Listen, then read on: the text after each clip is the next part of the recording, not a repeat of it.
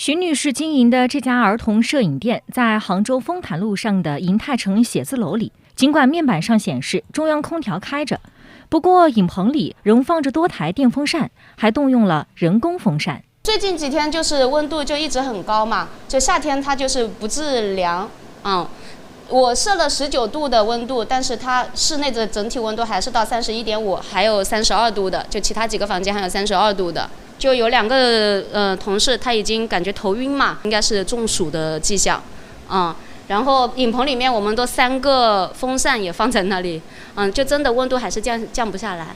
像冬天可能我们会穿比较少的拍，夏天有的时候可能穿长袖就会比较热。采访当天，杭州最高气温32度，已经是夏日里相对凉快的一天了。徐女士说，从他们去年11月入住开始，空调问题一直存在，冬天的制热效果也不好。前面2天稍微好了一点点，好一点也有29度。现在这样的应该是他们那个总阀那边应该没给我们开这个空调。物业一开始他说我给他打电话嘛，他就说今天可能空调开得晚，你们要过一会儿再试试。然后后来又等了很久，还是凉不下来。然后我2个客人也回去了，就不拍了。客人也跑了2个客人，然后我们又去找物业，物业又说是那个空调坏了，什么报管了，又说。徐女士说，她不接受物业的种种解释，因为空调问题，门店生意大受影响。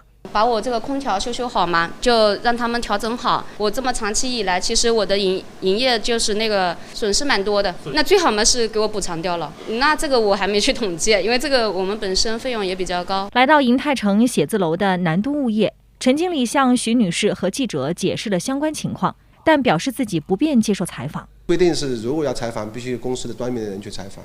晚些时候，物业方面回复，由于近日持续高温，凌晨空调系统突发故障导致报管，维修人员全力投入抢修工作，至当天14点左右，空调系统得以恢复正常运行。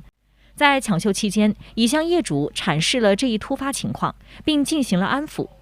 公共维修基金的申请工作已经开展，流程推进到了业主意见征询阶段。徐女士依然不认可物业的说法，她认为不制冷有可能是为了节省成本。如果空调问题得不到解决，她考虑退租。1818黄金眼记者报道。